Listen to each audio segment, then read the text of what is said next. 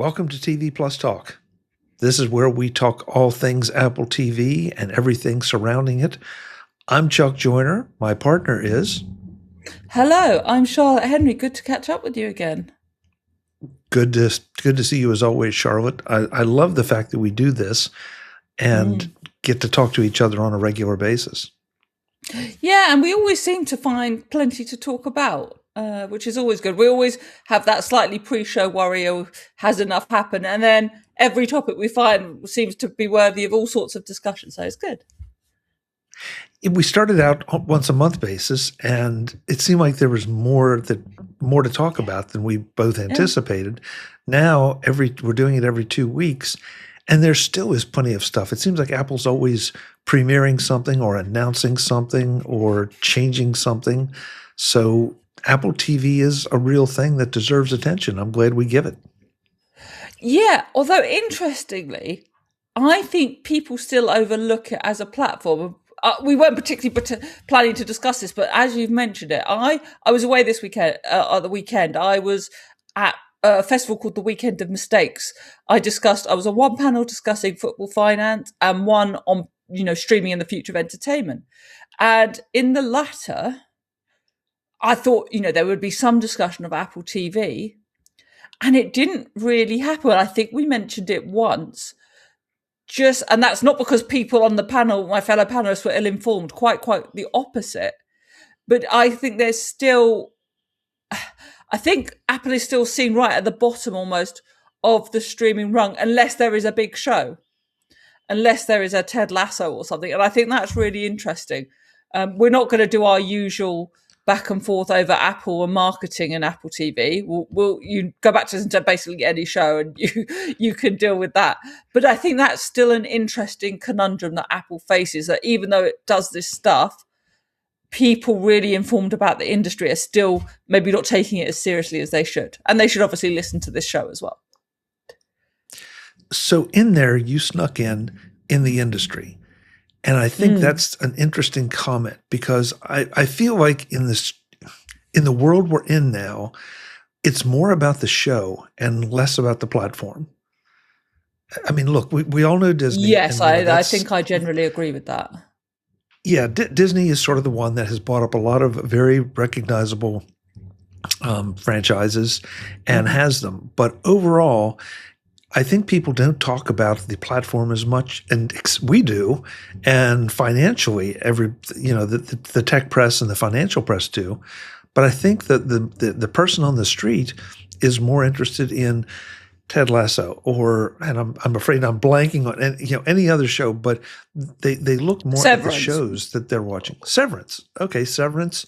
Yeah. Or then if you bounce back to Netflix, it would be Wednesday or something like that.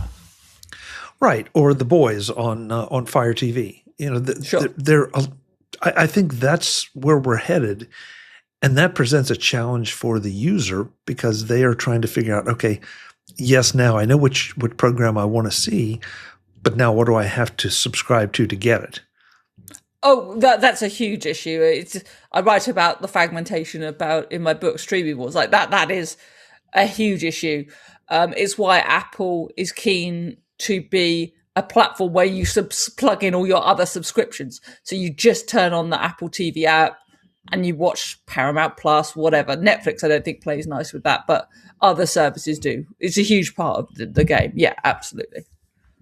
Yeah. So, that said, I think, and we've got a couple of things to talk about here today. I think that Apple's in there pitching with, some high-profile series and a lot of star power, and no shortage of content on the horizon. Or cash to pay for it. Well, yeah, there's that. So where do we start today? Can I ask you another question? Well, sure. I only expect a 30-second answer. I really like the MacBook Neo. I think it'd be good for streaming. I think it looks quite nice and fun. What's your take on this? I know you discussed it on MacVoices.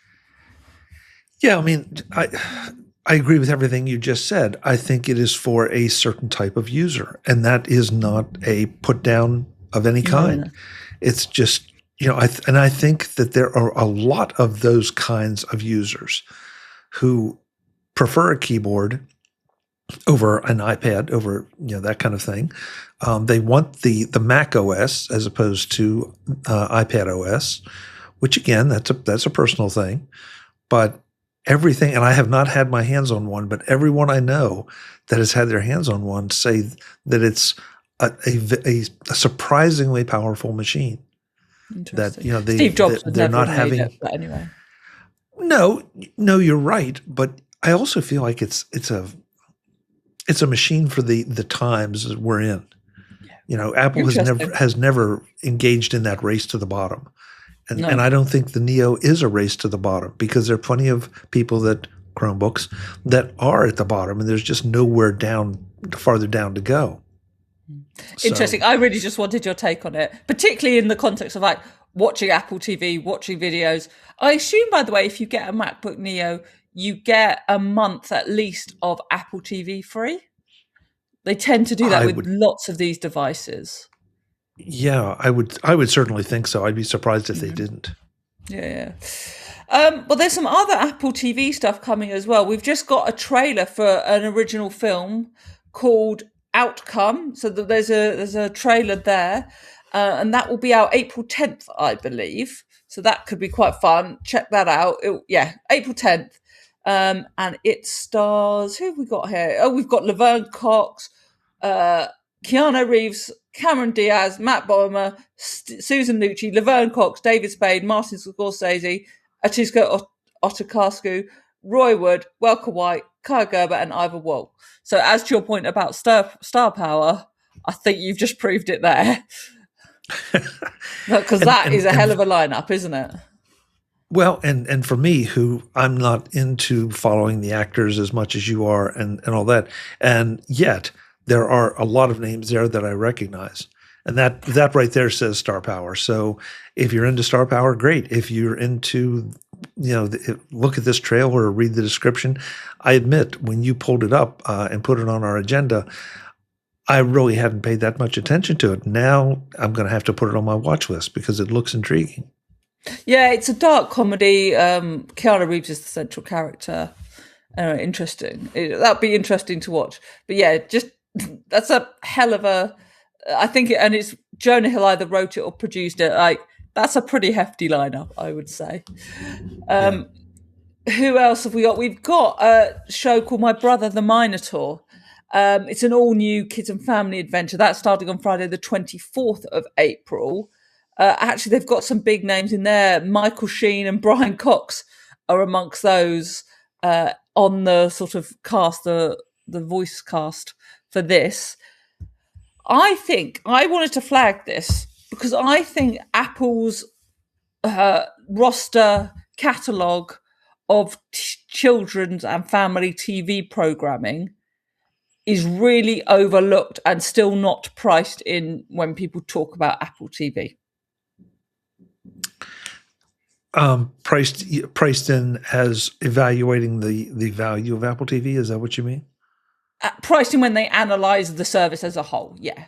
When either it's someone wanting to subscribe to it or an analyst or a journalist. I think people overlook it far too much. Yeah, we've talked plenty about Peanuts being on Apple TV and all of those specials. I'm not real well versed in the children's stuff for obvious reasons. I'd like to think obvious reasons. But having said that, I'm aware of them, but only because I'm paying attention to Apple TV. Yeah. So likewise, but this is the platform that has Fraggle Rock on it. It is regularly putting other, animated series out. Again, this is not stuff you and I are going to have on in our homes. But I think people just think either Netflix or YouTube are the places to go for kids' TV programming. And to significant extent, that is true. But I think it is one of the things Apple TV does that people don't quite, I don't like to say give it credit for, but don't quite acknowledge or understand when they assess the product. Well, I'd forgotten about Fraggle Rock, and I mean, even I know Fraggle Rock. Okay, so that I was more of a Muppets girl, but yeah. Yeah. But look, we're both aware of it. And so Cool. that it's found a home on Apple TV. And, I love that. I think it's great. I think you're right, though. And I don't know how parents think about how they assess the age appropriate content for kids when they're making those purchasing decisions. And I couldn't, but again, I couldn't tell you a thing about what might be on Amazon or Netflix. I'm sure you probably have a better idea. Yeah, look, there's loads on both. I think particularly Netflix, and to be honest, YouTube is enormous for kids programming. It really, really is. I just think it's an aspect of Apple TV, as I said, that's undercovered and underappreciated, if you like. And I think that's kind of interesting. So we've also got lots of awards. It's award season, Chuck. Have you been on the red carpet? Are you excited? I've watched them I watched Conan O'Brien roll the red carpet out. That's about as far as I got. Yeah, I went to bed. It was not. It was okay, but no, it's not particularly my vibe. But it's always interesting to see who picks up things. And Apple again is doing okay. We spoke at length when it won the Best Picture for Coda, which was a hugely significant moment in streaming as a whole. It was the first streamer to pick up the Best Picture Oscar. But this year at the Oscars, it picked up 6 nominations. 4 of which were for F1 the movie. It won Best Sound for that film. And that's it's another big moment, I think. Oh, absolutely. And I can't help but give an editorial comment here. I've now forgotten who won Best Picture, but I did actually watch the one that won Best Picture. Right. And it's like that's a couple hours of my life I'll never get back. So, it didn't do anything for me. I watched it because everybody was talking about it, and I thought, this is not my thing, not even close. I know there was some controversy over F1 being nominated, but it has nothing to do with Apple TV. By the way, the one Best Picture. Yes, thank you. But I felt like F1 was a much more engaging movie for me, but that's me, and not because of Apple TV, just in general. You like your action, don't you? Well, I like my action, but I like a story. And I like a story that sort of makes sense or has a beginning and an end. And I just didn't get that from the Best Picture. And I'm sure I'll get emails, and I'm sorry. Yeah, send you emails. No disrespect. Yeah, no disrespect intended. Good. It didn't work for me. But Apple will be really pleased to be in this game. Now, there's a bit of a joke and a bit of a slur that people make movies. The tech companies wanted to get into the movie business, so they get to, Tim Cook gets to turn up at the Oscars in his nice suit and whatever else, and it's all rather glamorous and un-Silicon Valley and quite fun. And there probably is some truth in that, right? But particularly with these technical awards, I think that's kind of interesting to pick up those things and to be acknowledged for that kind of work. Yes, I agree. I agree completely. And you may not agree with this, and I'd love to give credit because this was not my original observation, but the movie making business has become much, much more technical. And now with the big controversies over AI being part of movie making, and the investments that Silicon Valley has made in Hollywood, I'm not sure that. Again, this came from listening to some other podcasts, but it seems to be Silicon Valley that is driving Hollywood more than Hollywood driving Silicon Valley. And this is an interesting. Yeah, well, and the reason I'm bringing it up though is because Apple is not just behind the scenes. They are there. They have been in the movie making and TV making business now for a number of years. Yeah. This was one of the topics also that I discussed over the weekend. And I also put in my book, like, tech is media and media is tech now. It's all the lines between the two are hugely blurred. Netflix has to have a tech infrastructure. Apple makes media, etc., etc., etc. But I think, maybe those two are being driven. I just look forward to our AI overlords deciding what we can and can't watch. I don't want to take us too far off track, but I'm well, but I am watching the debate, and I think it's very interesting that there's some actors that have now trademark copyrighted their likeness, their voices. They're leaning into the AI thing, and there are others that are trying to back way away from it and fight it. And I feel like this is just one of those cases. If you're fighting the future, you need to find a way to adapt and integrate with it instead of saying, "Oh no, it's taking our jobs. It's taking our jobs," because that argument never seems to hold water for very long. I don't agree with you. I would point out that the Hollywood strikes of 2023, one of the key issues was AI. It was a huge part of the issue, and for both writers and actors. For writers, obviously, they don't want AI to be used just freely to make scripts, and actors are very concerned about their likeness being used without their consent. So there's all of that going on. We'll have to do a whole show on this another time because we can't get sidetracked.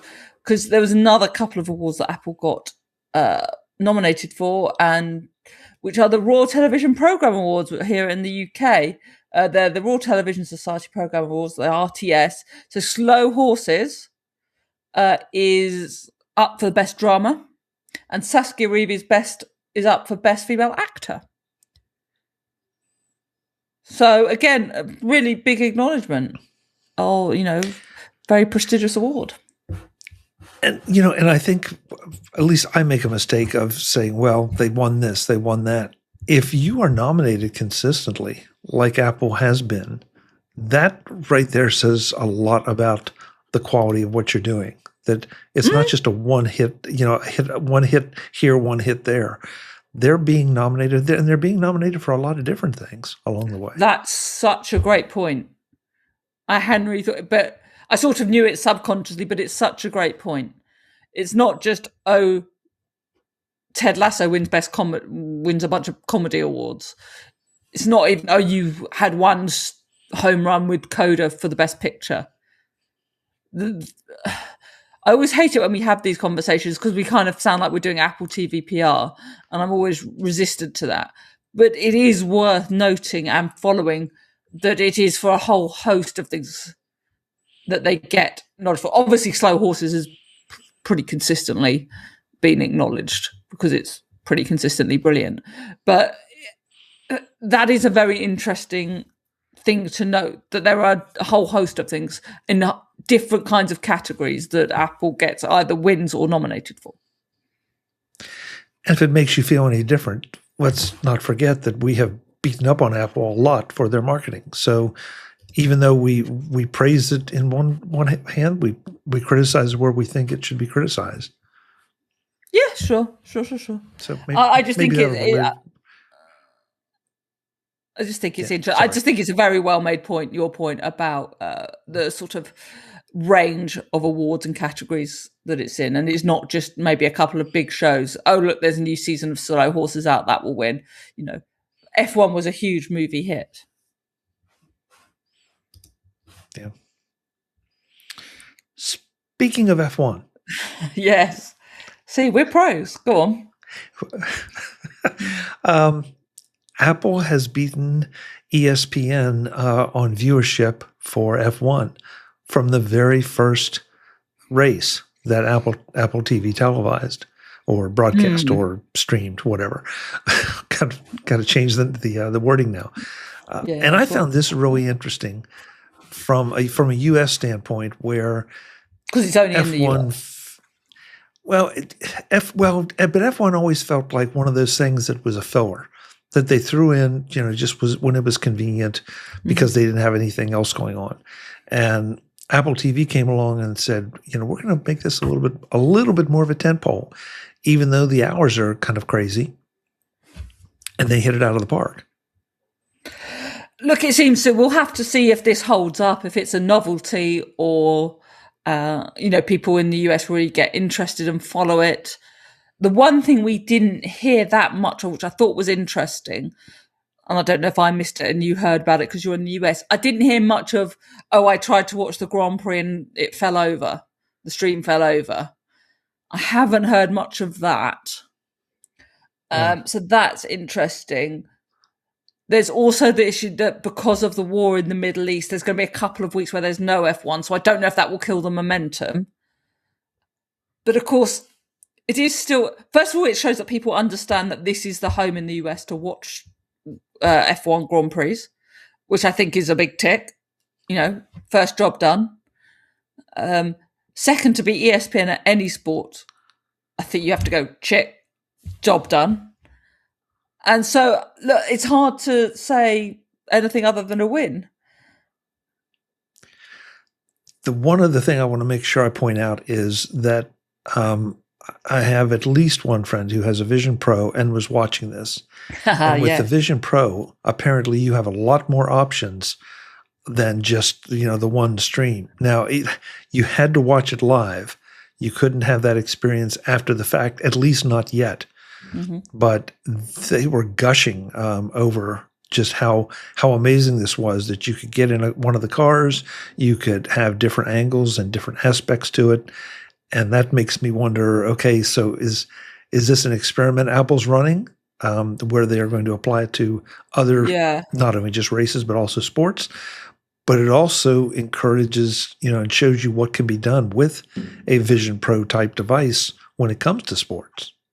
Totally. We jumped into that in quite a bit of detail in the last show. So if you're interested in that, do jump back to the last show, because I think it's a really, really interesting point and another one of those really interesting things to keep your eye on. Now, the Hollywood Reporter spoke to Eddie Q and, went into some depth about how Apple beat ESPN on this. There was another little detail in the story that I found fascinating. I think you will too, which is that Drive to Survive is coming to Apple TV. They've done a deal with Netflix, so Drive to Survive goes to Apple TV and the Canadian Grand Prix will be shown on Netflix. That to me is very interesting. So is Apple angling to become a major player in motorsports? Well, I think there's that. It's just playing nice with other people, which is, rather different. That's a fair point, Charlotte. I don't have any idea how big a thing the Canadian Grand Prix is, but the Drive to Survive thing seems to have been really big. Oh, Drive to Survive was huge. People who don't even like F1 used to watch it. Yeah, so I feel like, I don't know, did Apple get the better end of the deal? We'll have to see in terms of numbers and whatever. I've told you my Drive to Survive conspiracy theory, haven't I? I don't think so. Oh. So my conspiracy theory was that there was a very controversial decision, I can't remember, it was end of 2020, 2021, where Lewis Hamilton and Max Verstappen were going head to head literally for the title. And there was a big decision that went Verstappen's way and meant he won on the last race of the season. And of course, everyone wanted to watch Drive to Survive to see the back, behind the scenes of this moment. So if I was a cynic, I might say some of the decisions are also being made to boost Drive to Survive. But of course, I'm not a conspiracist or a cynic, Chuck, as you know. Okay. Anyway, I'll be interested to see the numbers that these two things do, although the odds of us ever getting them are pretty slim, I would say. Well, we see that every so often. Unfortunately, it usually is in the negative, that somebody's making money off of something, or the gambling issues. And so I hate to see any sport tainted by that. But we just saw it here we saw it in the US a couple different ways in the last few years. And so, and not being an F1 fan previously, I was not aware of this. So, Look, or a Drive to Survive fan. I'm not really accusing anyone of cheating, but I'm saying it definitely helped Drive to Survive, that season of Drive to Survive. And I think the more pertinent thing to us is Apple doing these kind of deals, which we sort of never thought it was going to do, particularly around TV, because it always had the originals only thing. And if, as it gets into sports, particularly, it has to do those deals, I think that's very interesting. It might be a sign of Apple adapting to this crazy streaming environment that we find ourselves in all of a sudden. Totally. That the rules are now different. Totally right. Totally agree with you. So you have, I know. Well, you have a thing for a certain football/soccer player. And you were teasing me that you have something to talk about. Well, there's a few things to talk about.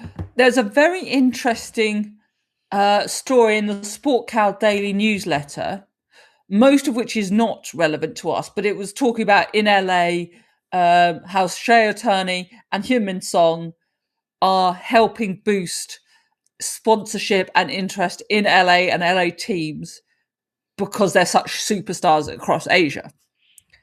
And so, of course, Heung-Min Son plays for LAFC in Apple TV, and we've discussed before the immediate boost he made to interest in that team, selling jerseys and so on when he made that move. So I thought that was really interesting, and we'll see. I think you'll obviously, as you watch these games on on Apple TV, the MLS games, you will obviously see this growing brand association with Asian brands because of him.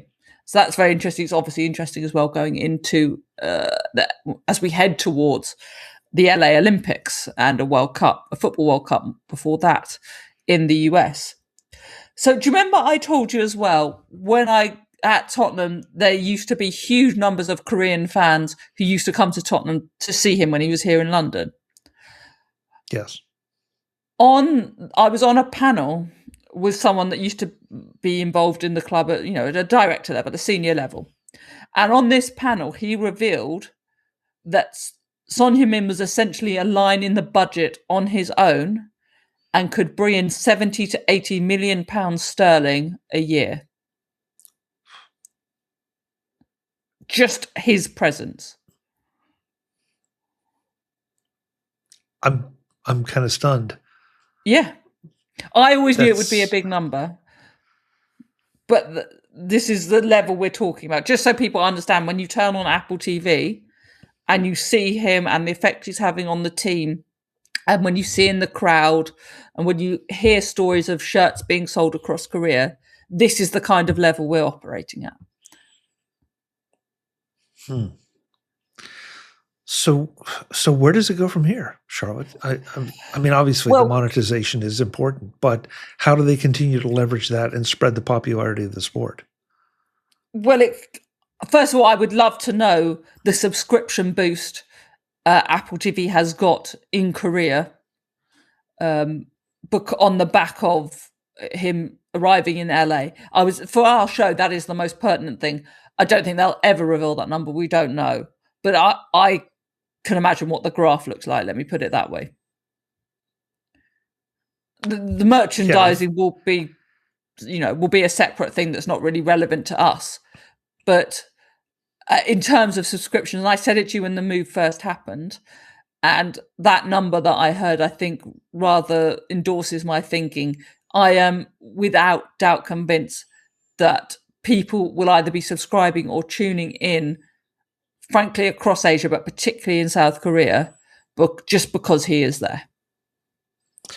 Well, the merchandising is indicative of the popularity of the player, and correct, in any sport. And so, that's the first time that we've heard a number associated with anyone, and that's even if it is just South Korea and there's a bit of spillover, we're we're with streaming now. It's a global thing.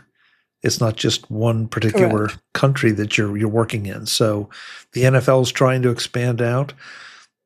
Football/soccer, I don't know how else to do it. Sorry, folks, on both sides of the pond there. I don't want to bias one way or the other.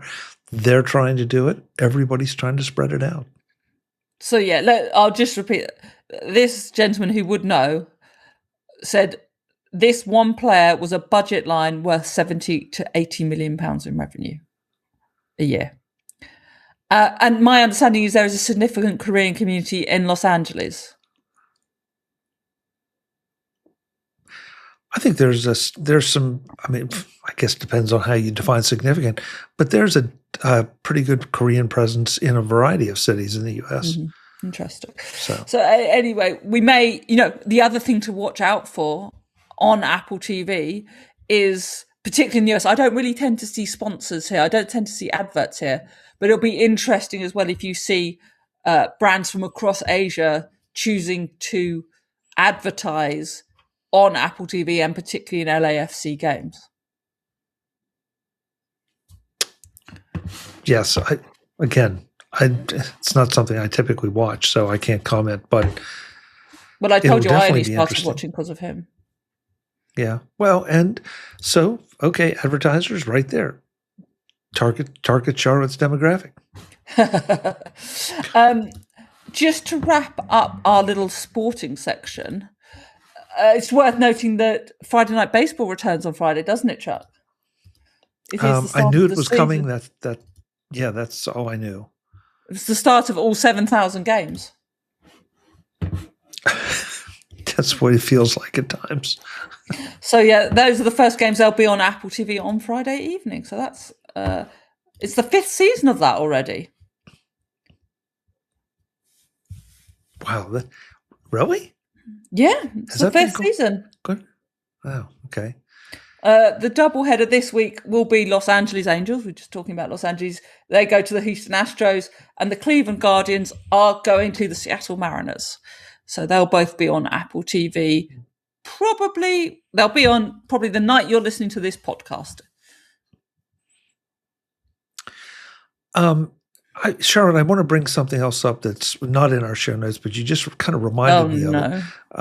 No, it's not bad. But have you played with the Apple Sports app? The iOS Sports app? I did previously when it first came out, yeah. Yeah, and frankly, when it first came out, it wasn't covering anything that I was particularly interested in, so I hadn't even bothered to download it. And then they announced they're going to cover golf, and so now I'm using it, regularly. And it is a really good app. So I don't know what your experience has been with some of the sports you follow, but I would give it a hearty endorsement. Interesting. I use an app called Flash Score, but maybe I'll have to jump because it wasn't quite doing what I wanted when I first got a sports app. Although it does actually flash up some alerts on my phone, which is interesting. I don't think it quite gives the right detail, but yeah. So I have used it. Maybe I need to go back. What's the integration with Apple TV, actually, now that I think about it? The reason I brought it up is because we were talking sports and Apple. Sure. And so, and to your point, you just brought up the baseball is starting. I know that, the other sports, it's covering a lot of things. It finally got to the golf part. I believe it now has tennis too, along with all call them the major sports that are popular. And so here we're in the throes of March Madness. If you're into that, I'm not. I don't pay attention. That. Well, yeah, but again, it's just I never think of Apple as a sports thing, and yet how many times have we talked about what they're doing with Apple TV? And it just occurred to me as we were talking that, the sports app is on there too. Come to think of it, I don't know if. Let me see. This is live, folks. So, right. Slightly terrified by what Chuck's doing, but we'll go with it. Yeah, well, I'm just looking to see if there is anything there that might indicate Apple TV Plus, but I'm not necessarily seeing it, so I'm not going to. We'll have to. That'll be something we'll have to look into. But bottom line is it's a nice way to keep up with your favorite teams if that's something you're into. I need to test it out again. To wrap up, is there anything you're particularly jumping into this week to watch on TV? Right now, no. I just have not had time. We've talked about everything that I'm into in the past. Right now, I'm letting the Monarch accumulate a little bit, so I have some that I can watch back to back to back. But now you've put Outcome on my list. I need to get to the new episode or the new season of Shrinking. Again, they're just It's surprising how many Apple TV shows are on my have to watch list. All right, we're going to do. Time to do it. I'm saying it now so that we stick to it. We're going to do a review of Shrinking in our next show. So listeners, watch it. We're going to watch it, and we'll be back to do I'm imposing this on you now, Chuck. We'll do a review of it next show. All right, we may do a partial review of Shrinking. Right, okay. I'm doing the agenda live on air, but no, whatever we do, there'll be lots to discuss next week. In the interim, where can people keep up with you, Chuck? MacVoices.com. That's where you find everything that I'm doing. We do a live show Tuesday nights at 8 p.m. Eastern at youtube.com/MacVoicesTV.